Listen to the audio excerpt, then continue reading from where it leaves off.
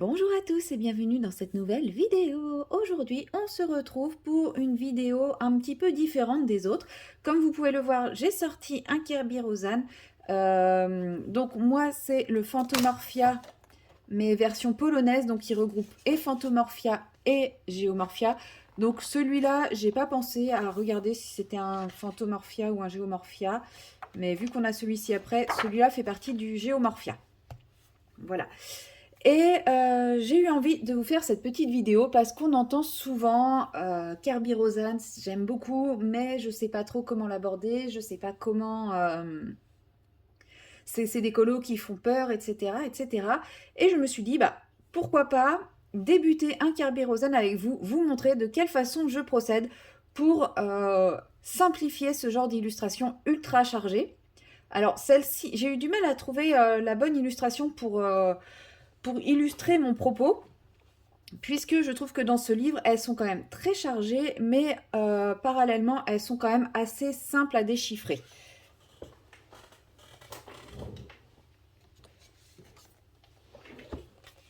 Par exemple, si je prends... ouais, non, elles sont simples aussi à déchiffrer dans Monde Fragile. Elles sont encore plus simples à déchiffrer dans Monde Fragile. C'est des colos qui sont très détaillés, c'est sûr, mais voilà, là, c'est quand même très simple à déchiffrer. Donc, j'ai pas pris le meilleur exemple. Je sais pas quel pourrait être un bon exemple. Je sais que j'ai fait, je pense que j'ai fait les plus difficiles à déchiffrer. Par exemple, on avait ce genre de colo où les taureaux étaient mélangés aux vagues. Bon, bah voilà, ça c'était... J'avais hésité avec celui-là, mais c'est pareil, je l'ai trouvé assez simple à déchiffrer. Et il me faisait pas très envie. Celui-là aussi me plaisait bien, mais où il y a beaucoup un élément. Et bon, c'était pas... Je le trouvais pas très bien pour mon propos. Celui-là aussi. Celui-là, je pense qu'il aurait pu être pas mal aussi. J'ai hésité en fait à la fin entre celui-ci et celui que j'ai sélectionné. Mais le serpent m'attirait beaucoup plus. Et celui-ci aussi, je le trouve pas mal. Mais bon, voilà. En vrai, quand on les voit comme ça, on a l'impression que bah, c'est un fouillis sans nom. Ça, c'est un fouillis sans nom, mais au final, il est très simple, ce colo-là. Ça aussi, c'était un fouillis sans nom avant que je le mette en couleur. Et en fait, voilà, on a l'impression que c'est des colos qui sont très denses, très fournis, qu'on va y passer des heures et des heures et des heures à les mettre en couleur. Alors oui, on peut y passer des heures et des heures et des heures et des heures à les mettre en couleur selon la technique qu'on utilise. Mais moi, je vais vous montrer de quelle manière je procède pour que ce soit des colos qui restent simples à faire, agréables à faire et pas prise de tête. Donc, on va partir sur cette illustration-là. Et on va commencer par la déchiffrer, voir quels sont les éléments qui la composent. Parce que c'est vrai que quand on regarde comme ça, la page, il y en a partout. C'est une page full à compléter. On se fait pas plaisir avec un fond à travailler, etc. Tout est dessiné, tout est là. Eh bien, c'est simple. Moi, quand je regarde cette illustration, la première chose que je vois, que je visualise, c'est les montagnes. Alors, vous allez me dire, c'est pas le sujet principal. Pourtant, les montagnes, c'est le serpent. Oui, mais moi, la première chose, vraiment, que je visualise quand je vois cette illustration, je vais vous mettre un peu de lumière parce que les nuages se pointent devant le soleil. Voilà, ça va peut-être être un peu mieux pour vous. En tout cas, ça l'est pour moi. Donc je disais, effectivement, le sujet principal, c'est le serpent qui se transforme en rivière. Mais moi, quand je regarde cette illustration, ce qui me saute aux yeux, c'est les montagnes. Donc, j'ai toutes les montagnes qui sont là. Je vais donc me dire, je vais commencer par mettre en couleur ces montagnes. Ensuite, qu'est-ce que je visualise? Forcément, le serpent avec le ruisseau, parce que ça reste le truc principal. Mais autour du serpent, qu'est-ce que je vois? On a un petit bout de montagne ici, que je n'avais pas perçu au départ, un petit bout ici. Et tout le reste, c'est de la végétation. De la végétation très simplifiée, mais pour moi, tel que j'analyse l'image, c'est de la végétation. Il y en a qui verront peut-être d'autres choses. Moi, j'y vois de la végétation. Donc, après avoir fait mes montagnes, je vais simplement mettre en couleur la végétation. Ce qui fait qu'à la fin, il me restera le sujet principal à mettre en couleur. Voilà pour celle-ci. Donc, je vais faire les mises en couleur avec vous. Mais voilà, par exemple, si je prends celle-ci, c'est comme ça que moi, je l'analyse. Et au final, je me rends compte que j'ai 3 gros éléments, voire 4 gros éléments. Et après, j'aurai que des petites finitions à droite à gauche. Je vais commencer par les montagnes. je fais ma végétation, après je fais mon serpent et je termine par le ruisseau. Voilà, ça me fait 4 éléments et ma page sera quasiment entièrement complétée. Il me restera les nuages à fignoler et cette petite zone-ci qui peut être perçue comme un autre petit ruisseau. Et mon colo sera terminé au final. Et en gros, j'aurais mis 5 éléments, 6 éléments en couleur. C'est tout. Donc c'est un colo avec 6 éléments et pourtant qui prend toute une page. Alors après, je peux m'amuser à faire chaque petit arbre de couleurs différentes ou tous les faire pareil. Les montagnes, c'est pareil. Mais je vais me concentrer élément par élément plutôt que de partir dans tous les sens. Voilà pour celui-ci. Et l'autre, celui-ci par exemple. Tiens, je l'avais pas vu lui. Celui-ci par exemple, qu'est-ce qu'on a? Je fais un petit peu de place. On a ce gros tourbillon. La première chose que je vois quand je le regarde, c'est ce gros tourbillon et toutes ces méduses. Donc, par quoi je vais commencer ma mise en couleur? Est-ce que je vais commencer par faire toutes mes méduses une par une? Non. Je vais commencer par mettre en couleur mon tourbillon. Et avec les mêmes couleurs de mon tourbillon, je vais commencer à faire le fond. Et ainsi, mes méduses vont se détacher d'elles-mêmes de tout le reste du colo. Parce qu'une fois que j'aurai fait avec les couleurs de mon tourbillon, que j'aurai mis en couleur tout le fond, parce que par exemple, Kerby Rosade nous aide beaucoup, vous voyez, le tourbillon est bien ombré, donc je vais prendre 2, 3, 4, je ne sais pas combien de crayons pour faire mon tourbillon, et je vais pouvoir ainsi marquer toutes les zones d'ombre et de lumière qu'il a dessinées dans le fond, pour faire la partie aquatique, et une fois que j'aurai intégralement fait mon fond, je verrai toutes les méduses apparaître à moi, puisqu'il ne restera plus qu'elles en blanc, et là je pourrai les mettre en couleur de la façon que je souhaite. Donc soit toutes identiques, toutes différentes. Ça, après, chacun est libre de faire ce qu'il veut. Et ainsi, je verrai aussi apparaître des petites étoiles de mer comme ici, la paire de chaussettes qui est ici. Mais plutôt que dès le départ, me battre avec chaque méduse, parce que vous voyez ici, je vous rapproche, cette méduse, elle est ultra détaillée. Elle a tous ses filaments qui sont bien détaillés, bien tortillés et tout. Mais ça se perd un petit peu dans les informations du fond. Une fois que le fond est mis en couleur, je sais qu'elles seront visibles et donc ça sera très simple de faire les méduses. Ensuite, prenons, où est-ce qu'il est? Celui dont je vous parlais. Je peux vous faire la même analyse sur chaque illustration. Celle-ci, par exemple, quelle est la première chose que je vois, moi, quand je regarde l'image? Ce sont les cascades. Donc, je vais mettre en couleur les cascades. Ensuite, je mettrai en couleur la roche. Et après, je mettrai en couleur les nuages. Et une fois que j'aurai fait ça, tous mes ballons, mes avions et tout ça ressortiront. Et j'aurai plus qu'à mettre en couleur chaque petit élément, un par un, qui se détacheront de toutes ces informations détaillées du fond. Voilà, c'est le même principe. Repérer les éléments qui vont permettre de mettre en avant d'autres éléments.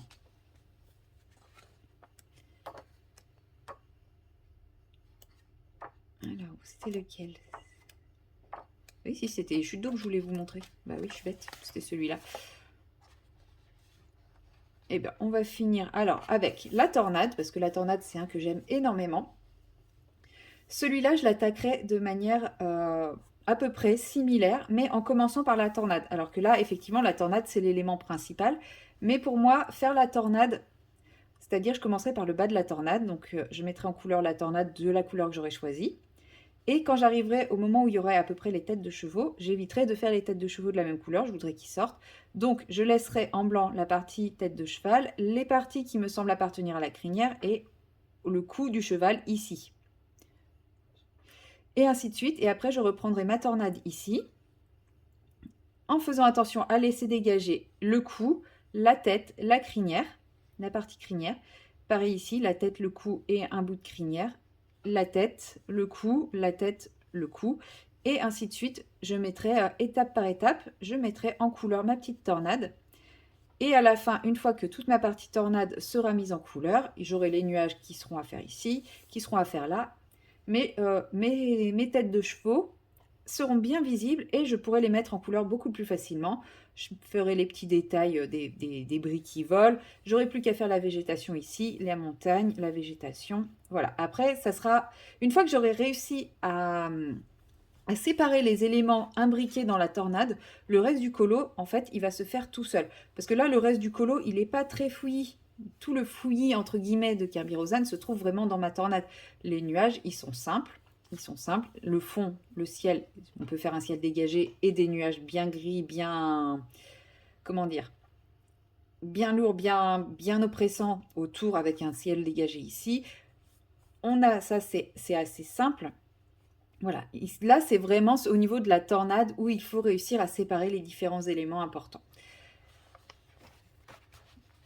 Donc, pour en revenir à ce colo, l'élément important étant mon serpent, je vais le faire après avoir fait la partie montagne, la partie végétation. Comme ça, je le fais ressortir et je pourrai vraiment me concentrer dessus. Donc, pour faire ma partie... Comment dire? Pour faire la partie... La partie des montagnes, moi là je vais utiliser des crayons de couleur aquarellables, mais on peut utiliser absolument tout ce qu'on veut. Donc moi mes montagnes, je vais les faire grises. Voilà, j'ai envie de les faire grises. Parce qu'en fait je sais pas si mon serpent je vais le faire vert ou plutôt dans des teintes de brun. Ma végétation comme elle va être verte, je me dis que je ferai peut-être mon serpent brun et si je fais des montagnes gris-brun, il ressortira pas assez. Donc c'est pour ça que je reste sur le gris pour mes montagnes. Donc je choisis ma première montagne, celle-ci, et je commence simplement à la mettre en couleur en suivant tout bêtement les comment ça s'appelle? Bah, les hachures que Kirby nous a fait. En fait, il nous met toutes les zones d'ombre, donc c'est ultra facile. Et en fait, je mets ma première couche comme ça sur toutes les zones d'ombre. Donc comme j'y vais au crayon de couleur aquarellable, j'appuie un petit peu pour bien déposer le pigment. Si j'y étais allée au crayon de couleur normal, je travaillerais, enfin crayon de couleur à sec, je travaillerais un petit peu mes dégradés. Bon là je les travaille un petit peu aussi, hein, je les déborde en effleurant un peu plus sur les zones où je veux que le dégradé se fonde. Et ainsi de suite. Et ainsi ma montagne va commencer à prendre vie petit à petit. Donc là je vais faire qu'un petit bout de la montagne avec vous, hein.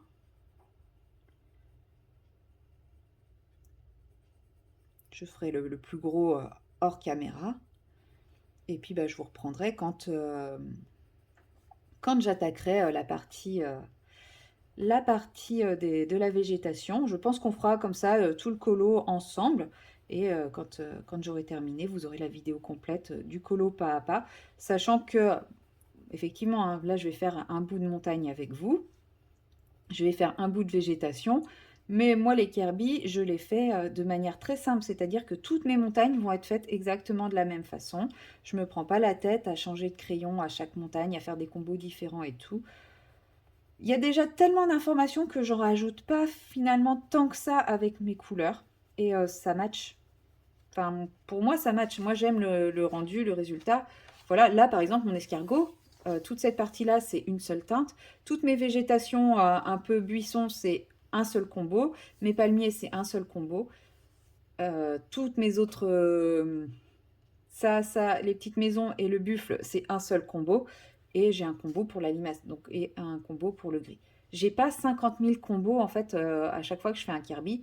Et pourtant, moi, je trouve que ça matche plutôt bien. Mais ça, après, c'est mes goûts personnels et mon avis personnel. Vous pouvez bien entendu changer de combo à chaque petit élément, entre guillemets. Vous pouvez faire une montagne grise, une montagne brune, une montagne bleutée. Voilà, vous faites ce que vous voulez. Après, ça, c'est vraiment une histoire de goût de chacun. Moi, je vous explique juste comment réussir à lire une illustration de Kerby Rosanne, comment détacher les éléments les plus compliqués à mettre en couleur, entre guillemets, c'est-à-dire les petits éléments qui sont noyés dans la masse d'informations des fonds. Et après, chacun est libre de mettre les couleurs qu'il veut, les combos qu'il veut. Et là, et si vous voulez, enfin, même les montagnes, là, j'aurais pu faire des montagnes multicolores, flashy, fluo, peu importe. C'est vraiment qu'une histoire de goût personnel après. Et peut-être qu'il y en a, celles qui sont dans les plus hautes, je ferais peut-être plus des effets un peu neige. Je sais pas encore. Là, je suis dans les basses, donc pour moi, les basses près de la jungle, il n'y aura pas de neige. Mais dans les plus hautes, qui sait, peut-être que je ferai un effet un peu neige. Je sais pas encore, vous verrez. On verra. On verra au feeling, hein, au fur et à mesure. Vous savez comment je fonctionne. Moi, je fonctionne un peu au feeling, donc pas de prise de tête. Voilà. Et en général, quand je fais un Kirby et donc que j'ai plein d'éléments comme ça, là j'ai toute cette zone de montagne, et ben je vais faire toutes mes bases. Et ensuite, seulement, je vais changer de crayon pour faire la deuxième couleur. Là, je vais pas le faire parce que ça va être interminable pour vous si je fais toutes mes bases avant de changer de couleur. Même si je le passe en accéléré avec de la musique, hein, j'ai bien conscience que c'est pas forcément ce qu'on aime le plus regarder. Enfin, moi, je sais que en général, bah, je décroche au moment où il y a les accélérés avec la musique. Donc, je comprendrais que pour vous, ça soit la même chose. Je termine juste ma première, hein, comme ça, avant de changer le crayon. Et comme c'est crayon aquarellable, bah, je vais l'aquareller également. Comme ça, je verrai s'il faut que je repasse une couche de foncé ou s'il manque un petit quelque chose ou quoi que ce soit. Voilà. Bon, après, voilà, elles s'imbriquent un peu les unes entre les autres. Donc dire que j'ai vraiment fait pile poil la première montagne, je sais pas.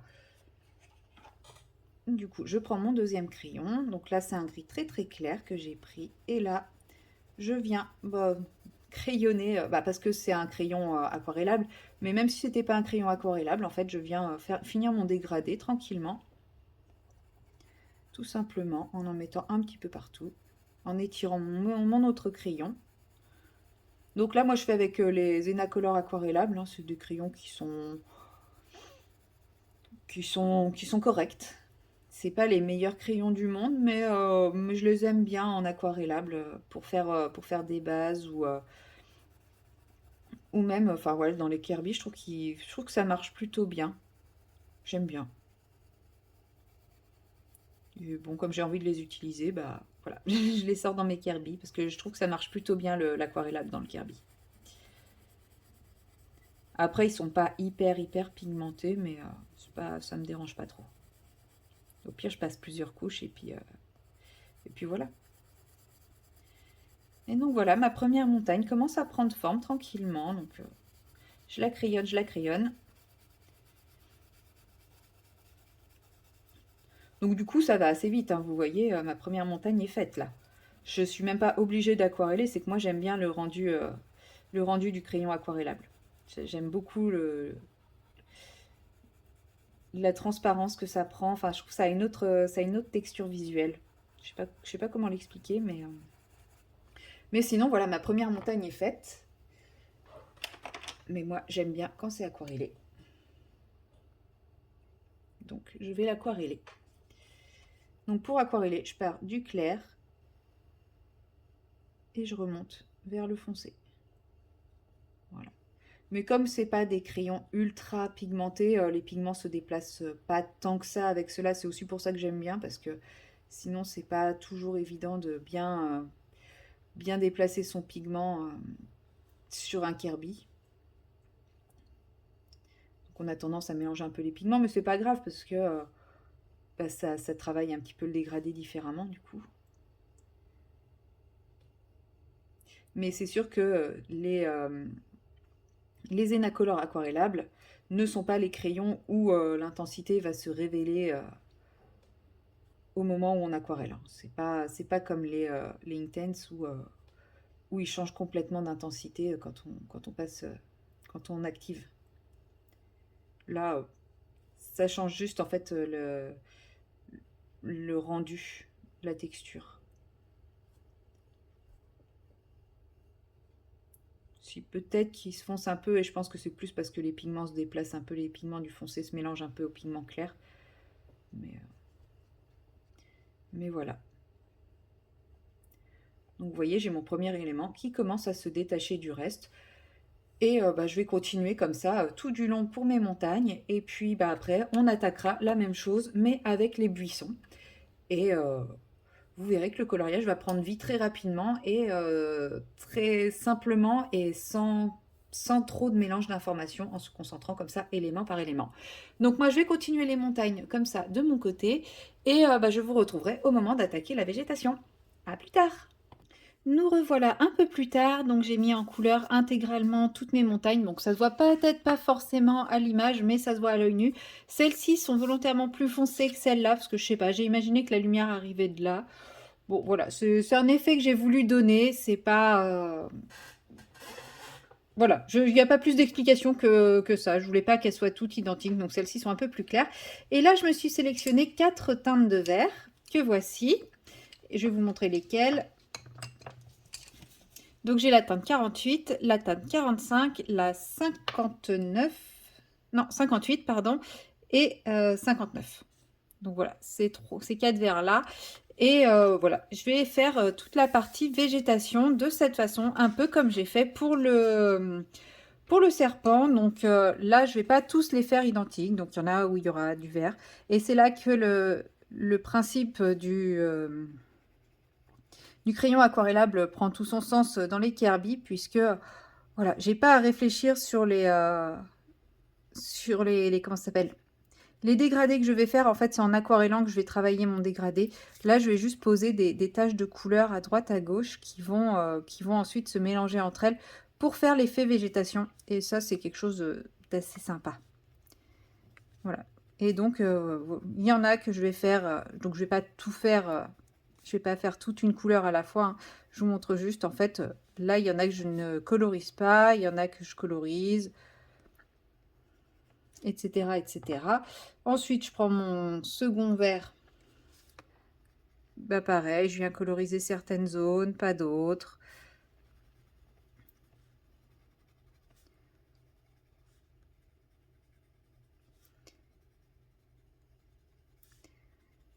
Comme ça, tout simplement. Mon troisième verre.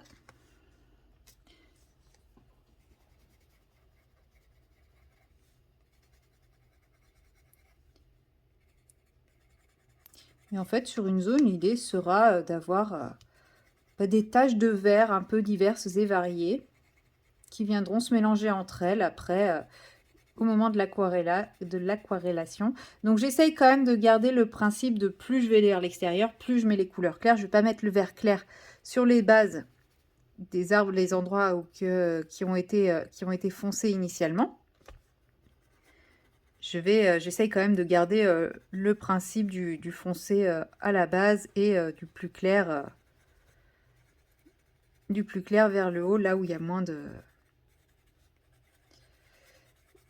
d'ombre, on va dire. Voilà. Et ensuite, je viens placer ma dernière couleur.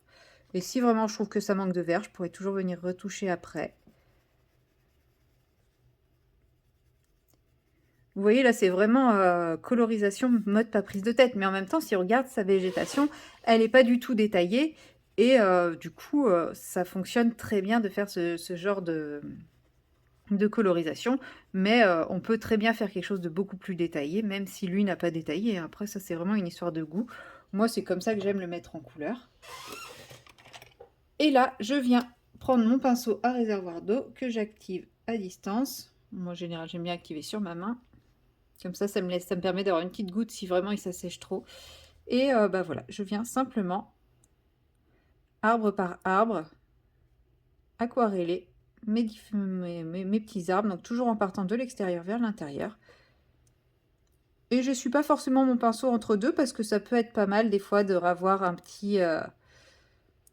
une petite pointe de vert foncé qui va venir se mélanger mais qui ne sera pas trop présente et donc qui va créer un nouveau vert différent. Bon, j'avais pas très bien lavé mon pinceau parce que je me rends compte qu'il y avait des paillettes dessus. Et voilà, vous voyez, ma végétation prend vie. Là, celle-là, je la trouve un peu trop terne. Donc, quand ça sera sec, je viendrai simplement repasser une petite couche de vert un peu plus foncé. Et si j'estime que j'ai pas assez de teinte, je peux aussi tout à fait décider de chercher d'autres verts différents pour venir ajouter différentes couleurs à mon dessin. Parce que j'ai plein d'autres verts, donc je prends autant de verts que je veux. Ce qu'il faut, c'est pas rester sur quelque chose de trop statique et de trop figé. et essayer de garder un côté un peu bien lumineux, bien pétant, pour contrer avec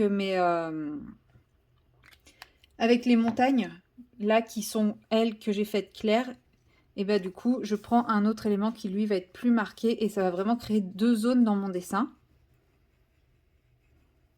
Comme je vous avais expliqué au départ, l'idée, c'est de différencier les différentes zones du fond, de faire quelque chose qui soit visible, hein. L'idée, c'est quand même de reprendre tout le travail fait par Kirby et de s'en servir pour faire quelque chose de sympathique, mais en même temps de faire quelque chose qui n'accroche pas tant que ça le regard, pour laisser justement toute la place à l'élément principal qui est ici.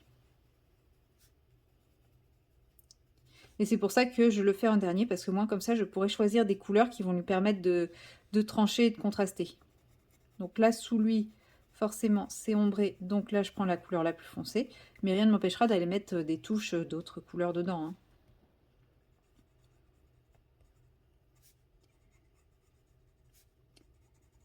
Et ainsi de suite, je continue, donc comme ça, ma petite partie végétation, en faisant des taches de couleur à droite, à gauche.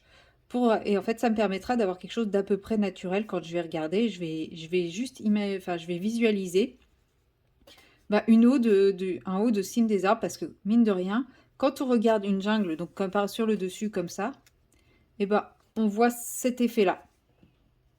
On voit pas des choses trop détaillées, trop recherchées.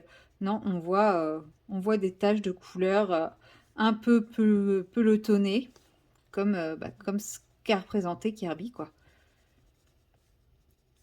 Donc, très simplement, vous voyez, il nous aide, il me dit où je dois placer mes teintes les plus foncées. Donc, j'en mets à certains endroits, systématiquement sous la base du serpent, parce que je sais que mon autre vert est quand même beaucoup plus clair. Et encore, bon là c'est un cupcake, mais je m'en fous, je veux le faire disparaître. Je l'avais pas vu avant de poser mon crayon dessus.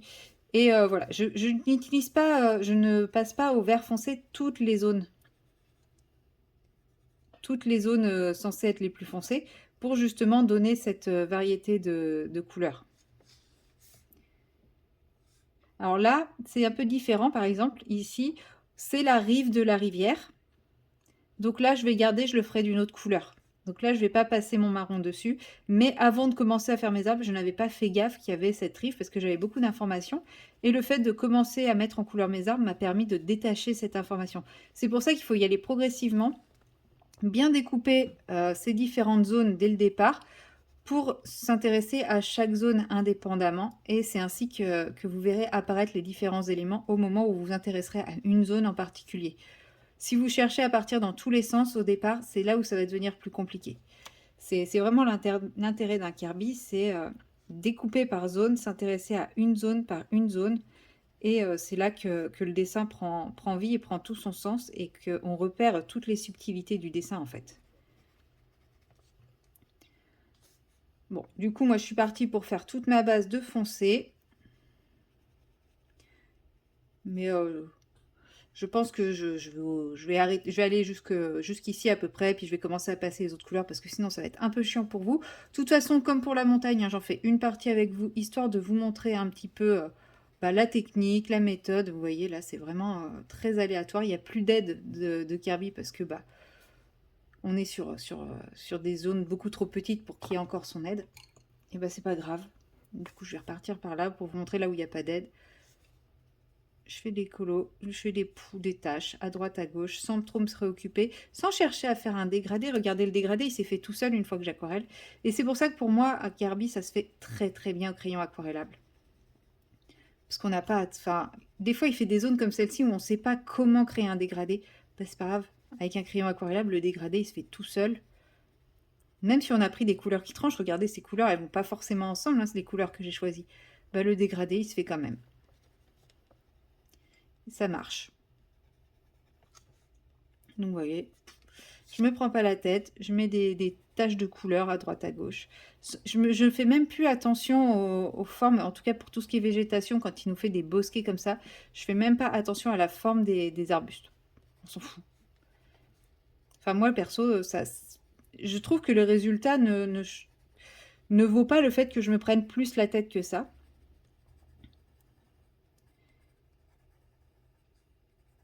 Et effectivement, après, on peut se dire que c'est rébarbatif. Oui, c'est assez rébarbatif, mais en soi, c'est pas si long que ça à faire quand on décide que bah voilà, ça va être quelque chose d'assez simplifié, parce que son dessin est complexe et très simplifié en même temps. Là, ces arbres sont très simplifiés. Alors, on pourrait s'amuser à faire un effet feuillage sur chaque buisson, hein.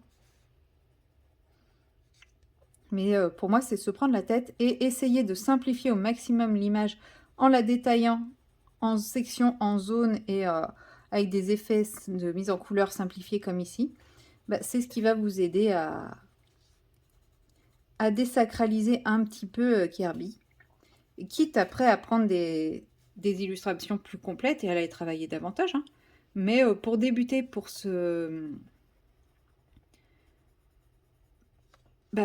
quitter sa peur de faire un Kirby, moi je vous conseille de trouver des petites astuces comme ça de colo easy, quoi, de facilitation de colo. Parce que vous voyez, là ça fait 11 minutes que j'ai commencé. Mais je vous ai expliqué, je vous ai montré des choses. Je l'aurais fait sans caméra. Toute cette zone-là serait déjà mise en couleur, hein. Et je pense que je vais faire toute cette zone-là en 15 minutes, en fait. Ouais, peut-être, allez, en tout et pour tout, 20 peut-être. Mais voilà, c'est pas long du tout. Vu la surface que c'est pas ce qu'il y a de plus long comme mise en couleur. Et puis plus j'approche de la dernière couleur et moins il y a de zones blanches et plus bah, je remplis en fait. Là vous voyez, je fais des zones beaucoup plus larges ou plus petites, ça dépend, parce que je vais essayer de laisser des zones un peu plus jaunes aussi, parce que j'ai un crayon plus jaune.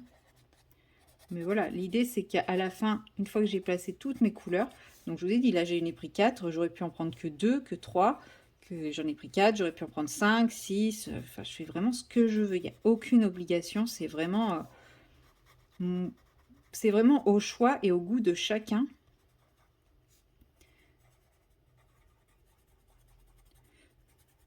Mais l'idée pour vraiment se faire plaisir dans un Kirby, c'est bah, lâcher prise. Voilà, ça va être, c'est vraiment ça, c'est vraiment le lâcher prise Kirby. Enfin, bon, pour moi, pour réussir à décomplexer d'un Kirby, à se lâcher et à se lancer dans un Kirby, faut pas se dire c'est un colo hyper compliqué, faut que je fasse un truc super travaillé, super technique et tout.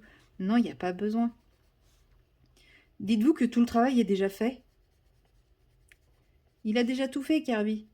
Il a tellement détaillé son colo que bah il n'y a plus grand chose à faire, il y a juste à se faire plaisir, à se lâcher, à mettre les couleurs qu'on aime, qu'on a envie, et puis zou quoi.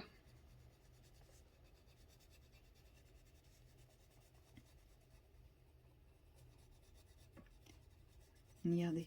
Et encore là, vous voyez, là je pourrais même laisser comme ça sans aquareller, parce que je vous dis avec le crayon aquarellable, ça se mélange tout seul, mais vous voyez, je blende avec la couleur la plus claire et ça peut rester comme ça aussi, hein.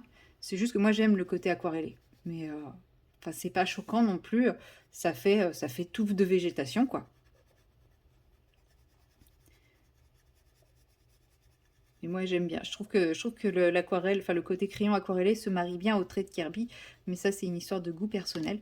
Et vous voyez cette technique des pâtés de couleurs, on peut appeler ça comme ça. Après, il y en a qui vont dire que je me dévalorise à utiliser ce terme de mot, mais pour moi c'est pas se dévaloriser, c'est simple. Donc je n'ai pas trop de mots, des taches de couleurs, des zones de couleurs. Bah, il n'y a même pas besoin d'aquareller. Là par exemple, je trouve qu'il n'y a pas assez de vert. Donc le premier vert, il ressort pas assez, bah j'en remets, c'est pas grave. Je veux que ça soit un peu plus vert, bah j'en remets, hein.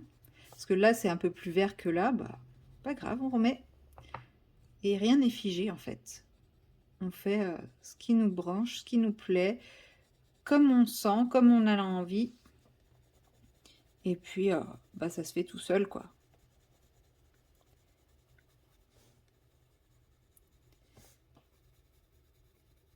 Donc soit on peut laisser ça comme ça, soit on peut mettre enfin On peut faire au crayon sec et laisser ça comme ça.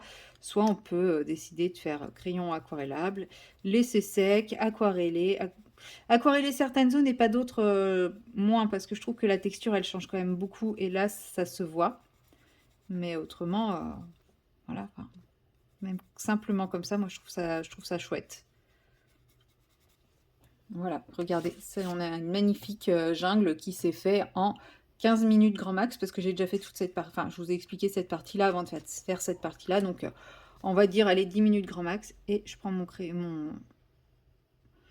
mon pinceau à réservoir d'eau, et je viens mélanger tout ça grossièrement. Je mets pas trop d'eau pour pas trop déplacer les pigments, pour garder les différentes taches, mais de façon à ce qu'il y ait quand même quelques petits mélanges de couleurs pour apporter un peu de peps à tout ça. Et puis j'y vais en petits ronds, comme ça, bah, ça crée, ça va dans l'esprit des arbres qui sont plutôt dodus et ronds. Et vous voyez, ma partie jungle prend vie. Et ça a été hyper rapide à faire. Donc même le reste, je vais pas en avoir pour très très très longtemps à le faire. Je vais pas le faire avec vous parce que sinon la vidéo va être interminable, parce qu'après il me restera toute la partie du poisson, enfin du poisson, du serpent et l'eau, enfin et plus les finitions. Mais vous voyez, c'est un colo qui était hyper chargé, qui je sais que moi m'a fait très peur pendant très longtemps. Celui-là, je me suis toujours dit, je le ferai jamais, il est beaucoup trop chargé, etc. Et puis, bah, j'ai commencé à réfléchir à comment appréhender un Kirby et tout. Et bah, en fait, maintenant, limite, quand j'ai voulu vous choisir la vidéo, enfin le colo pour la vidéo, je me suis dit, ouais, mais celui-là, il est trop facile. Donc, vous voyez, c'est vraiment une histoire de comment on va appréhender le colo pour se dire, oui, non, ça va le faire, ça va pas le faire. Parce que ouais, je le trouvais limite trop facile pour ma présentation, donc et il l'est, hein, parce que regardez, j'ai fait une zone, 2 zones, et quand je vais vous reprendre, donc j'aurai fini toute la partie, bah, des buissons. Vous aurez vu comment j'ai fait, donc vous saurez que je me suis pas pris la tête plus que ce que je vous ai montré là. Et puis bah à ce moment-là, on attaquera soit les nuages, soit la rivière, soit directement le serpent. Voilà, donc je vais terminer ça tranquillement et je vous retrouverai après, une fois que ce sera terminé. À tout à l'heure. Une fois que j'ai fini de mettre en couleur l'intégralité de ma végétation, comme vous le voyez, j'ai déjà mon serpent qui commence à ressortir. À ce stade-là, je n'ai pas encore décidé de quelle couleur je vais le faire. Est-ce que je vais le faire vert? Est-ce que je vais le faire brun? Est-ce que je vais le faire d'une couleur totalement contrastante ou autre? Je ne sais pas. Toujours est-il qu'à ce stade, je trouve que mes montagnes sont un petit peu fades, donc je sais qu'à la fin, je viendrai quand même les retravailler pour leur donner un peu plus de corps, un peu plus de nuances, etc. Mais pour le moment, je me dis que le serpent, je n'ai pas encore l'idée, donc je vais m'atteler à l'eau. Je vais faire toute la partie vague, sachant que je sais qu'il faudra que je travaille un petit peu les bouts de terre qui sont ici, mais ça fait plus partie des finitions que je ferai sur la fin. Donc pour l'eau, j'ai envie de partir sur un bleu-violet, un bleu foncé violet. Alors, qu'est-ce que j'ai comme teinte? Moi, je partirais bien avec celui-là, ce violet-là, ce bleu-violet-là, et avec plusieurs nuances de bleu après dedans pour donner des nuances, mais avec quand même des reflets violets comme ceci. Donc, il me faut le 52 qui est ici. Je pense que je vais prendre le 56, qui est un bleu plus foncé. Et il va me falloir des bleus un peu plus clairs. Donc, je me dis, pourquoi pas le 51, quand il est aquarellé, il a l'air quand même bien clair. Plus que le 50. C'est pour ça que, en fait, je pense qu'il est plus sec que le 50. Et il va me falloir quelque chose d'un peu intermédiaire. Donc, j'ai ce foncé là. Peut-être le 53 ou le 49. Peut-être même les deux, hein. Puis voilà. 49 et 53. Et là, une fois encore, bah, la technique, hein, ça va être un peu la même. Donc, je vais commencer à placer ma couleur la plus foncée. Donc là, c'est le 52. Donc, c'est mon violet un peu, mon bleu un peu violacé, c'est celui-là. Et lui, je vais mettre là où on voit les vaguelettes. Et là, vous voyez, c'est l'endroit où ça se sépare, où les écailles se transforment en eau. Donc, je vais en faire quelques-unes, mais pas toutes. Voilà, comme ceci. Et après, je fais toutes les vaguelettes en déposant bien du pigment. Si vous avez vu mon tuto bois, en fait, mon tuto planche de bois, ça va être un peu le même principe, mais version aquarellable. Donc là, voilà, je dessine mes vaguelettes sans trop me prendre le chou. C'est pas grave si je ne suis pas exactement la vaguelette dessinée par Kirby, hein. L'idée, c'est en fait simplement d'amener une zone où il y aura un bleu un peu différent des autres. Donc je peux appuyer plus ou moins sur mon crayon pour déposer plus ou moins de pigments. Je peux faire des traits, des hachures, enfin, je peux faire un trait continu comme ceci ou effleurer et sur une même vague ne pas en mettre tout du long. Enfin voilà, je fais vraiment ce que je veux. Tout ce qu'il faut là, c'est mettre de la couleur. Et c'est ça qui est bien dans les colos de Kirby. C'est ce que je disais déjà pour la partie végétation. C'est que c'est ultra détaillé et en même temps c'est ultra simplifié. Donc il n'y a pas besoin de partir dans l'ultra réalisme pour rendre l'effet. Le détail de Kirby tel qu'il les a fait va nous permettre d'obtenir l'effet sans avoir à chercher à utiliser des techniques de fou pour faire un reflet, un effet haut en mouvement, etc. Il y a des techniques que je ne connais pas, voilà, on va pas se mentir, mais je sais que voilà, si je suis simplement les traits de Kirby avec des différentes couleurs, comme je fais là, eh ben, j'obtiendrai quelque chose qui rendra bien et qui rendra, pas naturel parce que l'image n'est pas naturelle, mais qui s'adaptera à l'image pour un rendu plus adapté.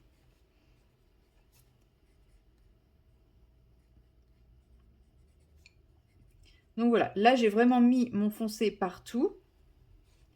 Je ne ferai pas toute la rivière avec vous comme ça, hein. Là, il y a celle-ci, je la ferai exactement de la même façon. Donc là, il n'a pas pensé, enfin, il ne nous a pas mis les aides pour mettre les petits traits. C'est moi qui en rajouterai, c'est pas grave. Ensuite, je vais prendre mon 51. Non, je vais pas prendre le 51 tout de suite. Je vais prendre le 56, donc mon bleu foncé. Et là, je vais venir, pareil, en mettre d'autres à d'autres endroits. Voilà, je viens juste rajouter d'autres petites taches de bleu. Et là, on va vraiment jouer sur le côté aquarelle, en fait, pour... Donc, toujours bien respecter le sens de l'eau. J'en mets un petit peu moins que le violet parce qu'il y aura beaucoup plus de bleu un peu partout. Et bien respecter le sens du mouvement de l'eau. C'est-à-dire, je ne vais pas faire un trait vertical si le sens est horizontal, quoi. Donc là, pareil, l'idée, c'est d'appliquer de la couleur, des zones de pigment qui vont contraster un petit peu avec les bleus plus clairs qu'on va mettre après. Donc, essayez de les mettre à côté ou... voilà, c'est... Essayez de suivre quand même le mouvement qui a déjà été pré-tracé par Kirby pour mettre ces petites touches de bleu foncé.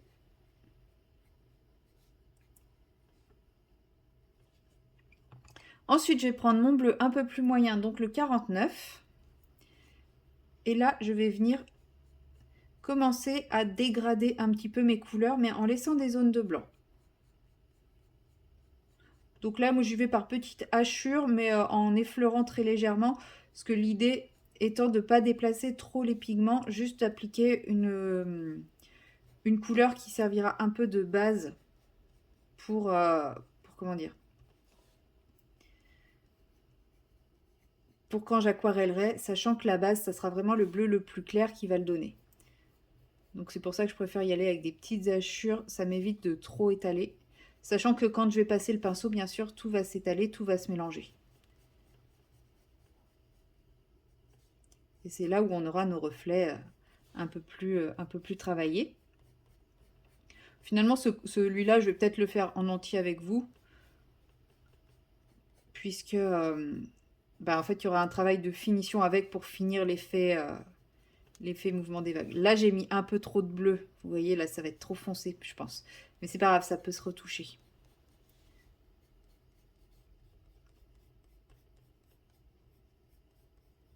Enfin, j'ai mis un peu trop de violet, pardon.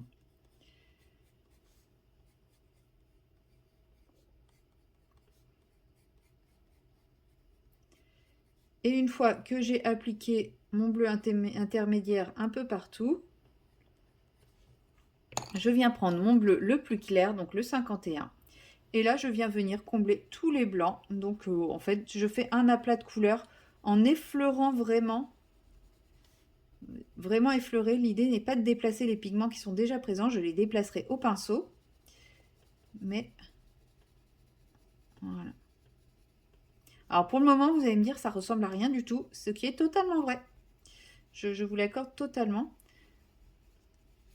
Mais ça, c'est parce que c'est du crayon aquarellable. C'est vrai que si j'avais utilisé du crayon sec, j'aurais pas fait ces traits violets aussi à l'arrache. Mais après, je me dis, là, c'est du crayon aquarellable. Avec le crayon aquarellable, on déplace les pigments comme on veut.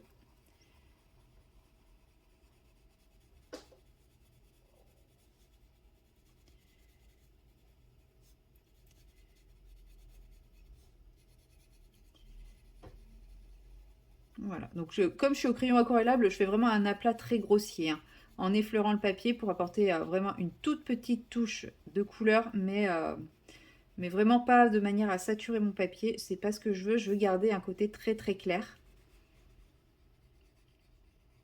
Et là, une fois que j'aurai fini ça, j'aurai déjà fait 3 des éléments de mon coloriage, sachant que comme on avait vu au début, il y en a 4 voire 5 si on considère les nuages comme un élément. Et pourtant, quand on regardait le coloriage au tout départ, il était hyper chargé, hyper fourni. Et quand on les compose, comme vous voyez, et ben en fait, il n'y a rien. Il a que 4 éléments. Une fois que j'ai placé ma couleur la plus claire, je prends mon pinceau à réservoir d'eau que je viens activer. Moi, je l'active toujours sur ma main, comme ça me permet de conserver la petite goutte pour le rehumidifier si nécessaire. Et là, je viens étaler mes pigments, donc de la base de mon serpent vers la pointe. Donc toujours en suivant le mouvement de l'eau. Et là, vous voyez mes traits violets, ils commencent à s'estomper. Alors, ils sont toujours visibles, hein. Là, je peux remonter un peu vers la queue de mon serpent, vu que de toute façon, les deux vont se mélanger. Et là, j'hésite pas. Je donne des coups de pinceau dans le sens de l'eau, en fait. Alors, c'est l'inverse. Normalement, l'eau, elle part de là et elle descend vers le serpent. Bon, moi, je fais dans le sens inverse, hein. Mais c'est parce que c'est plus simple. Mais ça reste quand même, entre guillemets, le sens de l'eau, puisqu'elle coule. Elle coule dans ce sens-là. Bah, je suis juste dans le sens inverse. Et là, je me retrouve avec... Alors, c'est pas un dégradé, c'est un mélange de nuances, plus ou moins prononcé par certains endroits. Mais effectivement, ce n'est pas un dégradé. Je ne sais pas comment on pourrait appeler cette zone. Donc là, on a une espèce de tourbillon. Donc je peux tourbillonner avec mon pinceau. L'idée est quand même d'essayer d'estomper au maximum les traits violets qu'on voyait au départ. En déplaçant la pointe de mon pinceau. Donc là, il ne faut pas que j'hésite à faire bouger les pigments. Les zones plus ou moins pigmentées me permettront d'obtenir les nuances.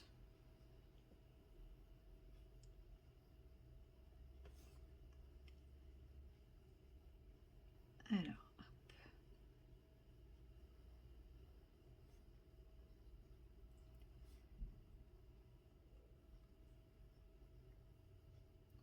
et ainsi de suite jusqu'au bout. Bon, à la fin, c'est quand même beaucoup plus grossier vu que c'est très très fin. Et hop. Et je peux repasser dans l'autre sens après si je veux pour vraiment finir mon mouvement.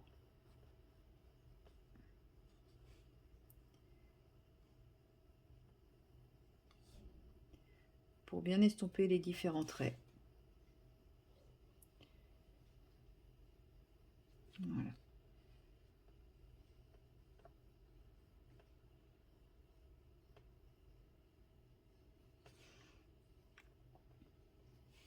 Et là, une fois que ça c'est fait, il faudra attendre que ce soit sec pour faire la finition de la partie haut. Mais je pense que je la finirai en même temps que je ferai la finition de tout le reste. Mais là, vous voyez, on a déjà quand même un espèce de cours d'eau qui a qu'il y a quand même une certaine vie du fait qu'il y a plusieurs... Il y a des endroits qui sont plus foncés que d'autres. Là, c'est plus clair, par exemple. Et même si je repasse et que je repasse, le fait d'avoir mis moins de violet ici fait que c'est plus clair que cette zone qui est un peu plus tortueuse où c'est plus foncé, etc. Donc voilà, là maintenant, je vais laisser sécher et après, je vous retrouverai pour mettre en couleur le serpent. Entre-temps, je vais faire moi de celui-ci de mon côté et après, bah, la prochaine fois qu'on se retrouve, c'est pour mettre en couleur le serpent. Ensuite, il nous restera les nuages et les finitions à faire. Une fois l'eau terminée, on va pouvoir passer à la mise en couleur du serpent. Alors pour cela, j'y ai réfléchi, je me suis demandé un petit peu ce que j'allais faire et bah, je me suis dit que j'allais le faire vert, mais pour qu'il se démarque quand même un petit peu de la végétation, je vais le faire vert avec des pointes de brun. Donc pour cela, je vais prendre mon vert le plus foncé, donc c'est la teinte numéro 48 qui est ici. Et ma végétation, je l'avais fait plutôt couleur jaune. Donc je vais pouvoir prendre d'autres verts, donc je vais prendre le 46.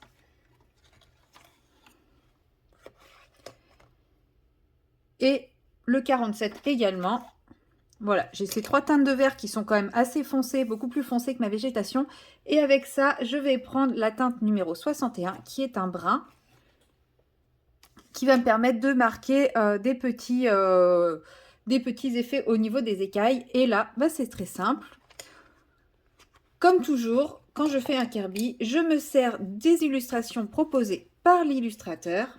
Et donc, on commence avec l'intérieur de sa bouche, les parties foncées. Donc, je commence par foncer, enfin mettre la couleur la plus foncée sur les parties foncées, que je dégrade très légèrement lorsque ça s'éclaircit, en suivant toujours le trait de l'illustrateur.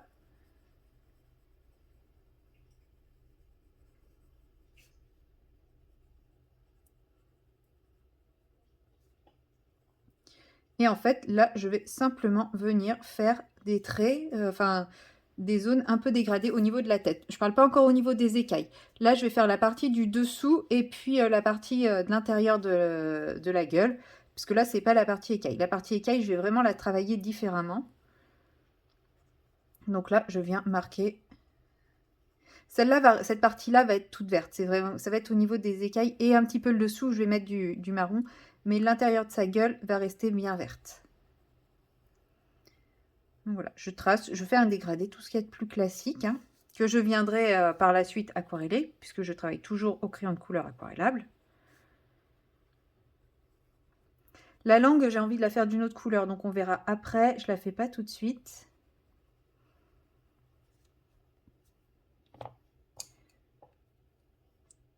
Alors, le 47, c'est l'intermédiaire. Non, le 47, c'est le plus clair. Donc le 46, qui n'est pas taillé. Donc je vais le tailler. Je travaille toujours avec des crayons bien taillés hein, pour un Kirby, même si c'est des grandes zones d'aplat, je préfère être avec des crayons bien taillés. Et là, je poursuis mon dégradé. Donc toujours pareil, hein, sans jamais appuyer. Et au niveau de sa partie des lèvres, sa partie labiale, j'avais pas mis de foncé exprès. Je vais vraiment partir que sur les deux teintes enfin la teinte claire et la teinte intermédiaire, sachant que même la teinte claire est une teinte intermédiaire. Là, je prends exprès, pas volontairement, pas de clair très clair, parce que je veux que ça se démarque quand même de la végétation qui, elle, est plutôt jaune et plutôt claire.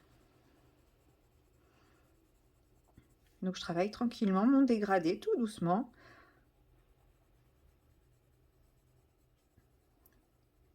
En effleurant mon papier. Les trois teintes étant quand même assez proches, il ne faut pas que je sature trop mon papier, sinon j'aurai pas l'effet de dégradé.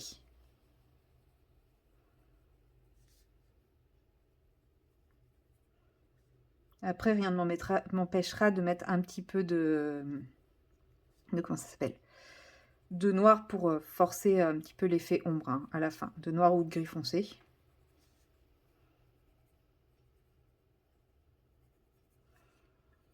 Et ensuite, je viens prendre mon vert le plus clair et je viens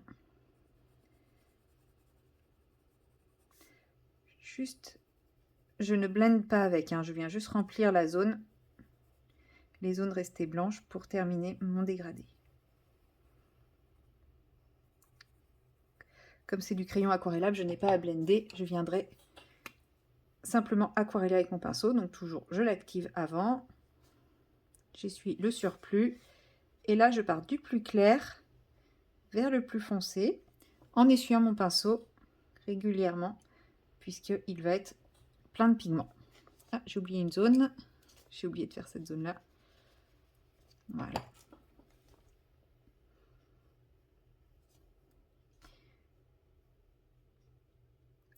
Et là, j'aquarelle tout simplement ma zone, donc toujours du plus clair vers le plus foncé. Et quand je repars vers le clair, j'essuie mon pinceau entre-temps. Et c'est comme ça que je fonds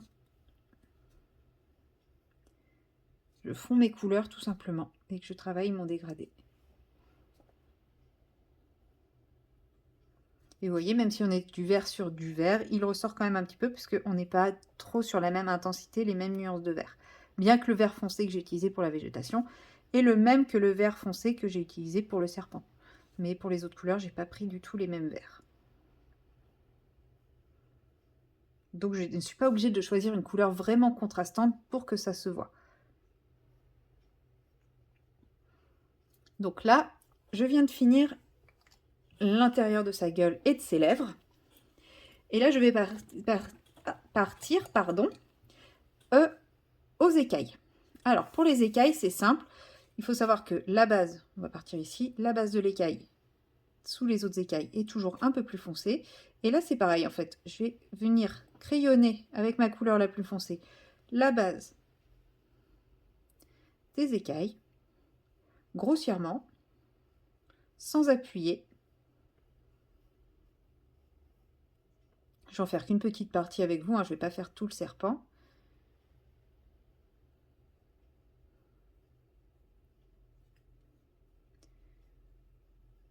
Voilà, c'est la partie qui est recouverte par les autres écailles. Que je viens simplement crayonner. Donc je me sers simplement du trait dessiné par Kirby. Une fois encore. Je suis son trait tout simplement, tout bêtement. Il me donne toutes les informations. Moi, j'ai juste à appliquer ma couleur.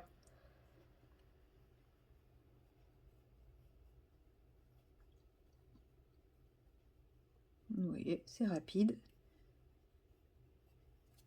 Ensuite, je passe à ma couleur intermédiaire et je viens étirer un petit peu, toujours en effleurant, sans repasser sur l'autre couleur. Voilà, je mets ma deuxième nuance.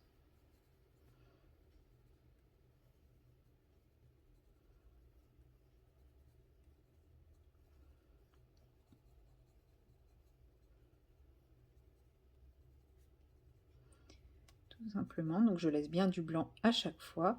Si c'est pas parfaitement posé, c'est pas grave. Je prends ma dernière couleur, le vert le plus clair, que je viens placer sur les zones qui restent blanches. Je peux laisser encore un peu de blanc, c'est pas grave. Comme je vous l'ai dit, on aquarelle, donc là le dégradé il va pas être très flagrant. Beaucoup moins flagrant que là parce que les zones étant plus petites, j'ai pas le temps de travailler les nuances, l'intensité des couches, etc. Et ensuite je vais prendre mon crayon brun. C'est là que tout va se jouer.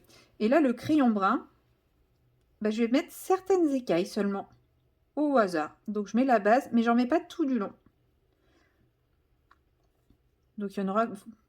Il n'y a pas d'explication sur lesquelles je choisis, c'est vraiment une histoire de feeling, d'envie. Après, je pourrais faire la base de chaque écaille aussi. Ouais, je vais peut-être faire ça, en fait. La base de chaque écaille, hop. Voilà, j'ai reposé un petit dégradé de marron. Vous voyez, finalement, j'avais une idée. Puis en posant mon dégradé, en posant mes teintes, je me dis, bah non, en fait, ça peut être sympa avec juste la base de chaque écaille qui part du vert foncé et qui se termine vers le vert plus clair.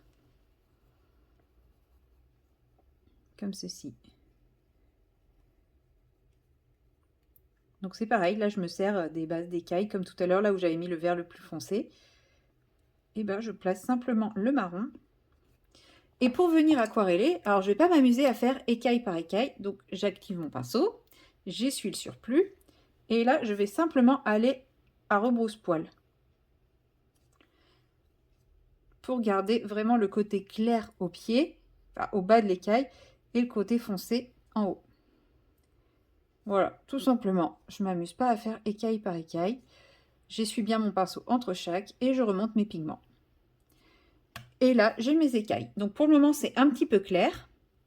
Mais une fois que j'aurai fait l'intégralité de toutes mes écailles, je pourrai venir retravailler avec une deuxième couche, un peu plus de vert foncé, un peu plus de marron, etc. en fonction de mes envies. Donc voilà pour la partie des écailles. Ensuite, nous avons cette partie ici qui sont des écailles beaucoup plus foncées. Alors pour les écailles beaucoup plus foncées, on va travailler sur un dégradé totalement différent. On ne va pas s'amuser à retravailler toutes les écailles. De toute façon, Kirby lui-même n'a pas vraiment travaillé toutes les écailles. Donc là, moi, je pars comme lui. Je pars sur des ronds avec mon crayon le plus foncé que je place en arrondi, parce que les écailles sont arrondies. Et là, je me fais simplement un dégradé du plus foncé vers le plus clair en gardant ce côté un peu appliqué en rond partout où lui, il a un petit peu hachuré. Vous voyez, hop, ici aussi. Voilà, et puis j'éclaircis vers là. Etc., etc. Comme mes écailles sont un peu marron, je place des traces de marron comme ça dedans aussi. Grossièrement, ça va juste donner un reflet marron dans cette zone. Les écailles, elles ne sont pas dessinées, on s'en fout. Hop, on vient placer les écailles. Et ensuite, on prend le plus clair. Je saute une étape, je ne m'embête pas avec le plus foncé parce que je suis partie avec plus d'intensité de vert là et moins à la fin. Et avec le plus clair, je viens terminer mon dégradé jusque là où réapparaissent les écailles et vers la base qui est un peu plus lumineuse ici. Voilà. Et à partir de ce moment-là, cette zone-là, là par contre, pareil, du plus clair vers le plus foncé, je viens aquareller mes écailles.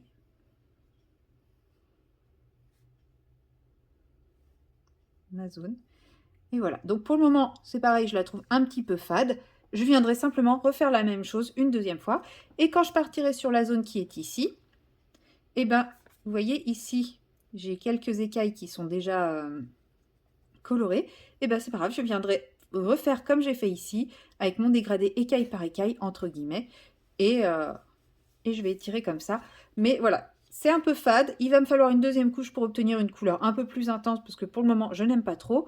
Mais pour ça, il faut attendre que ce soit sec. Donc, je vais finir tout le serpent avant de placer ma deuxième couche. Maintenant, il reste la partie du dessous. La partie du dessous, elle, j'ai pas envie qu'elle soit marron. J'ai pas envie qu'il y ait de brun dessous. Donc là, je prends mon crayon le plus foncé, que je viens appliquer sur les zones que j'estime être les plus ombragées, avec un effet de dégradé, toujours en suivant le sens du dessin fait par Kirby. C'est l'avantage de Kirby, il nous donne toutes les directions. Et je descends, vous voyez là les traits sont verticaux, donc je descends ma couleur petit à petit. Là c'est pareil, je peux venir le faire en plusieurs fois comme pour les écailles. Les écailles, je préfère le faire en plusieurs fois parce que c'est ça qui va me permettre d'obtenir vraiment l'intensité que je veux et le côté écaillé, parce que je vais peut-être pas toutes les faire au final avec la même intensité. Il y en a peut-être que je vais laisser plus clair que d'autres. Donc là, voilà, je passe ma couleur. Mais là, j'appuie, hein, j'hésite pas à mettre de la matière puisque je sais que je veux quelque chose déjà d'assez intense et il n'y aura pas de brun dedans, donc j'ai pas besoin de doser l'apport en brun. Et voilà, je fais comme un dégradé classique. Donc le vert foncé d'abord, et je vais même pas m'embêter avec la teinte intermédiaire, je vais partir directement sur la teinte la plus claire, hop, que je viens placer en dessous.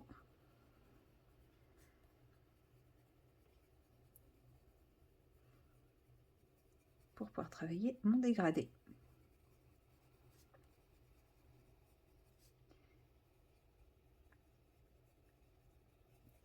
Voilà. Et du coup, pareil, je dégrade. Donc je réactive mon pinceau. Du plus bas, enfin donc de la partie claire vers la partie haute, en essuyant bien mon pinceau entre chaque. Donc là, moi, je fais des petits mouvements rotatifs, c'est pour bien décrocher les pigments et pour pouvoir bien les déplacer avec mon pinceau. Parce que l'idée étant que la partie haute soit plus pigmentée que la partie basse, pour travailler un petit peu plus mon dégradé. Donc pour ça, n'hésitez pas à bien activer votre pinceau, faire des petits ronds pour bien décoller les pigments, et une fois qu'ils sont décollés, vous pouvez les remonter. Si vous les décollez pas, en fait, le risque c'est que ça fasse comme là, vous voyez, j'ai pas assez décollé, et du coup ça fait une barre à partir du moment où j'ai arrêté de les décoller. Donc on décolle, et on remonte en décollant les pigments toujours, donc avec les petits ronds, mais en suivant le mouvement du pinceau vers le haut. Voilà. Et là, comme ça, j'ai aussi ma base qui est prête. La base de mon serpent qui sera un beau vert foncé. Et une fois que ça va être sec, je vais continuer donc tout simplement les écailles de mon serpent, faire 2, 3, 4 couches selon le besoin nécessaire. Et comme ça, après, je vous retrouve pour terminer les nuages, pour améliorer les montagnes que je trouve un petit peu fades. Et puis après, pour toute la partie finition. Une fois que j'ai obtenu une intensité du serpent qui me convient, je vais pouvoir passer aux nuages. Donc pour cela, j'ai choisi de prendre deux teintes, un gris clair qui est le 68 qui est un gris un petit peu chaud mais très clair, et le 12 qui est un rose très pâle. Pourquoi rose? Parce que je trouve que le rose donne cette impression de nuages de montagne qu'on peut avoir. Vous savez, les nuages, on ne sait pas trop s'ils sont très bénéfiques ou pas. Donc, pour cela, je commence par placer une petite couche de gris sur toutes les zones qui sont censées être plus foncées. Donc là, comme on ne voit clairement pas le soleil est au-dessus, donc le bas est plus foncé et le dessus est plus clair. Des fois, suivant comment sont positionnés les nuages, la luminosité n'est pas forcément la même. Mais là, moi, je pars du principe que le plus clair est sur le dessus. Donc, je viens commencer par poser une bonne couche de gris, pardon. Une bonne couche de gris. J'espère que vous n'êtes pas trop dérangés par les coups de marteau de mes voisins. J'ai essayé d'attendre qu'ils finissent, mais bon, je suis pas sûre qu'on... Voilà, ça risque de prendre un peu de temps à mon avis. Donc voilà, sur mon premier nuage, j'ai posé ma couche de gris. Ensuite, une fois encore, j'ai oublié de tailler mes crayons. C'est vrai que j'aurais pu le faire pendant qu'il était en train de taper avec son marteau.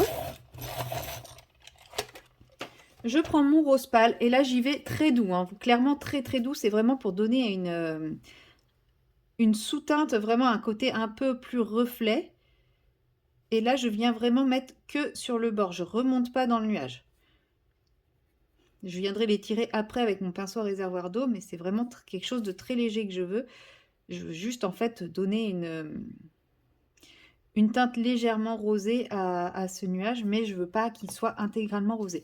Et après, je reprends mon crayon gris. Donc j'ai posé la première couche en appuyant un peu pour déposer du pigment. J'ai posé mon rose et ensuite en effleurant, je vais venir étirer un petit peu tout ça vers le haut pour créer le fameux dégradé. Donc, et comme ça casse aussi un petit peu le côté rose que j'ai posé. Donc le rose est vraiment pris en sandwich entre deux couches de gris. Une première appuyée, une deuxième beaucoup plus légère qui sert à remonter tout simplement mon dégradé vers le haut de mon nuage. Voilà, je fais le premier nuage avec vous seulement. Et donc là, comme d'habitude, j'active mon pinceau. Bon, moi, vous avez l'habitude, je l'active sur ma main. Il n'y a plus beaucoup d'eau, là, il a du mal à s'activer. J'essuie le surplus d'eau. Et je vais venir aquareller en partant du blanc et en poussant, comme d'habitude, avec des petits mouvements circulaires, ma couleur. J'essuie quand je veux repartir sur le blanc. Hop.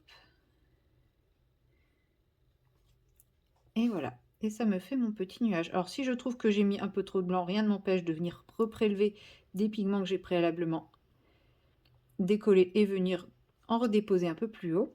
Et comme ça me fait mon nuage qui est un petit peu menaçant quand même. Une fois que j'aurai fini tous mes nuages, je passerai aux finitions. Donc je viens les faire avec vous.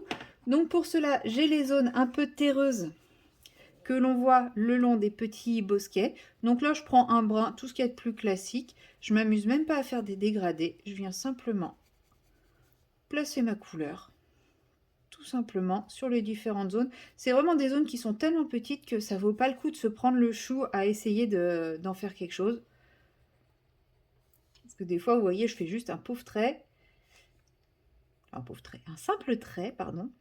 Bon, là, il y a une trompette que je ne vais pas mettre en couleur. Je vais la fondre dans mes montagnes. Donc voilà, partout où j'ai ces espèces de hachures, de bordures, moi je considère que c'est du sédiment, hein, c'est de la terre, c'est tout ce qu'on veut, mais c'est pas de la montagne, donc c'est pas du caillou. Donc, comme il y a la végétation qui pousse dessus, pour moi c'est pas du caillou, c'est plutôt sédimentaire, c'est plutôt terreux. Donc je viens appliquer une bonne couche de brun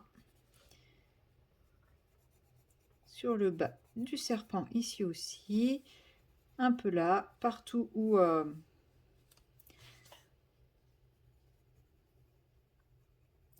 a des petits doutes de ce que c'est, hop, je le transforme en terre. Donc là, je fais vraiment un aplat, tout ce qu'il y a de plus grossier. Et je viens, hop, aquareller tout simplement ma zone de terre. Donc là, j'ai un peu débordé, c'est pas grave. Tant que c'est pas sec, je peux toujours venir essuyer. Avec le pinceau propre, hein, bien entendu.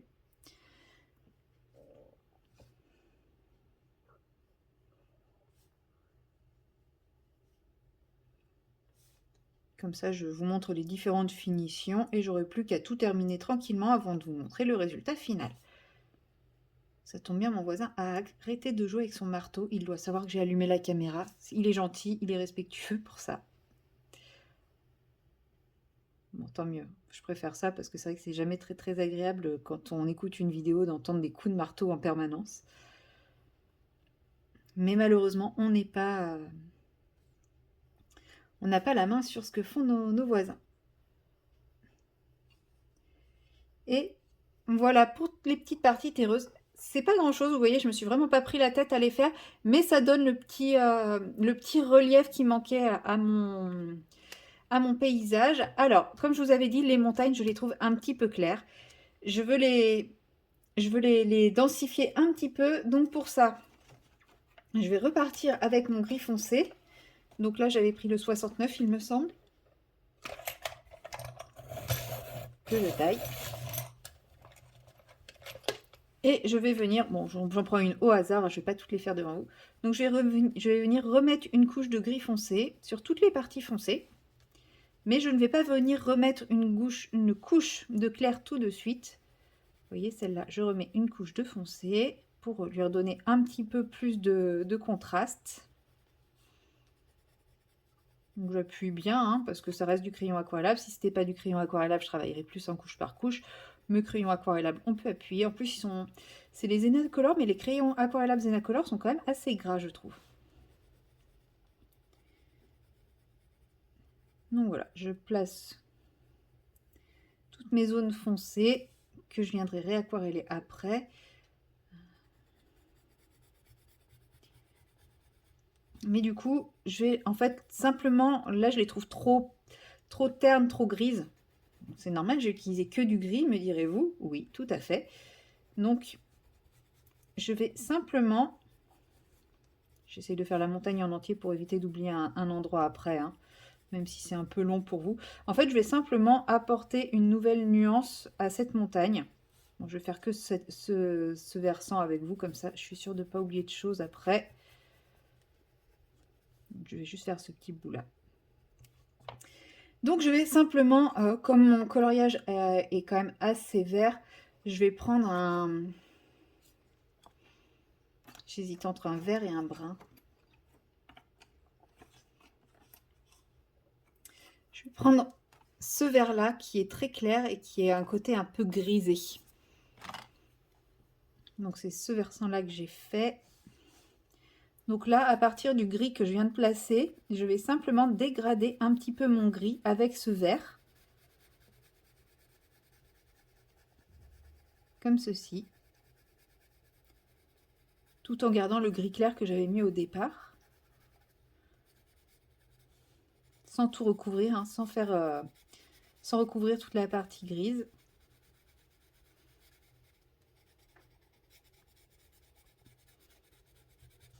Donc celui-là est beaucoup plus sec. Et j'y vais sans appuyer. Hein. Je dépose juste une fine couche qui va apporter un petit peu de reflet en fait à ce gris qui me semble un petit peu terne, enfin un peu trop homogène pour moi, un peu trop clair. Voilà. Et ensuite, je viens reprendre mon gris clair. Donc, j'avais pris le 60, le 68, il me semble également.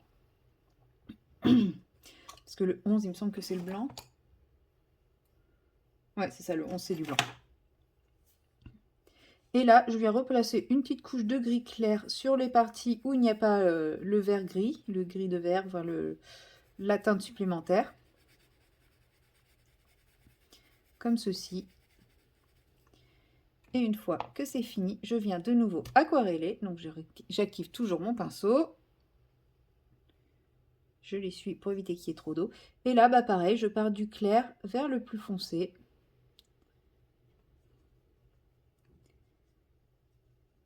Et là, ma montagne, elle prend tout de suite une tournure un peu plus mousseuse.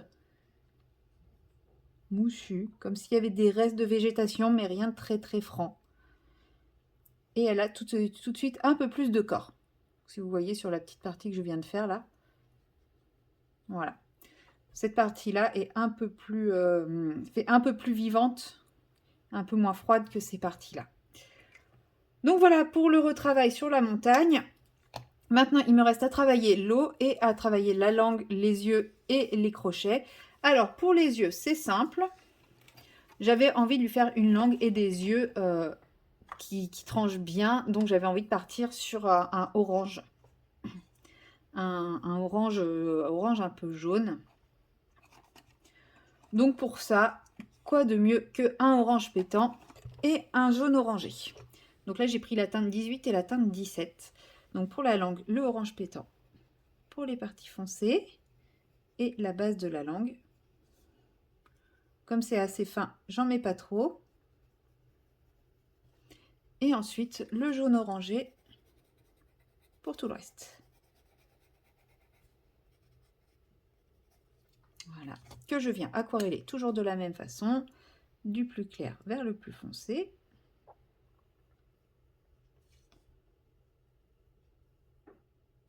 Ça, j'aurais pu le faire au marqueur, comment ça s'appelle, au stylo gel par exemple, mais bon, là, j'avais pas envie. Et là, pareil, donc je mets juste au niveau de l'iris le orange et je mets le jaune orangé autour. Et les crocs, je veux pas qu'ils soient trop blancs. Donc les crocs, je vais les lui faire un peu pâle, un peu sale quoi. Donc là, vous voyez, j'ai cette couleur, la couleur 31, qui me convient parfaitement parce que c'est une couleur qui est très claire et en même temps qui a ce côté un peu vieilli, un peu dans un mauvais état quoi. Ne pas se fier à l'apparence du crayon parce que quand on voit ça, on a du mal à imaginer que c'est la même couleur. Hein. Donc c'est pour ça, faites bien vos nuanciers. Donc là, hop, je viens colorer tout simplement. Je m'embête pas avec les ombres et tout. C'est vraiment une petite surface.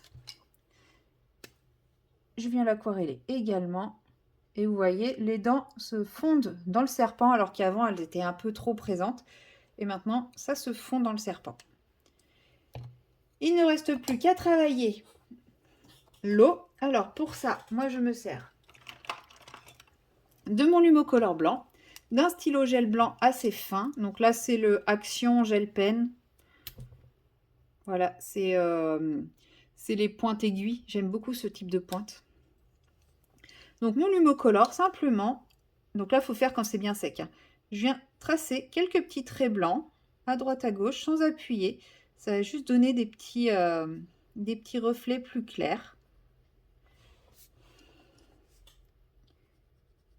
Qui ne seront pas forcément très perceptibles. Alors il y en a que j'appuie un peu plus que d'autres.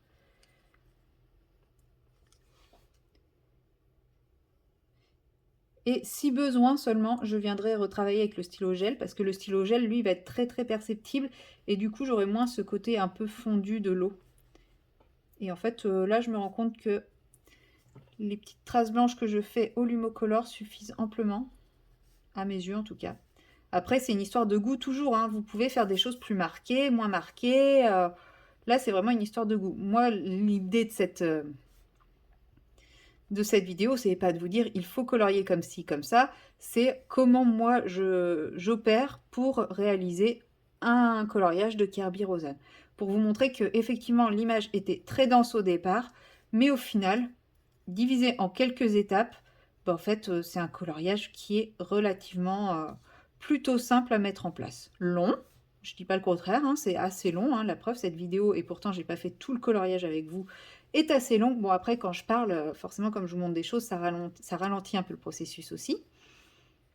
Mais oui, ce sont des colos qui sont assez longs à faire, mais pas si compliqués que ça. Et c'était vraiment le but de cette vidéo, de vous montrer, on peut faire un Kerby Rosen sans se prendre le chou, sans avoir besoin d'une technique de fou pour réaliser des effets de fou, tout simplement. Et puis, voilà, on arrive quand même à un résultat qui... alors certains vont pas leur satisfaire, et je conçois parfaitement, hein, si c'est pas leur style de colo, s'ils aiment pas ça, c'est leur droit aussi.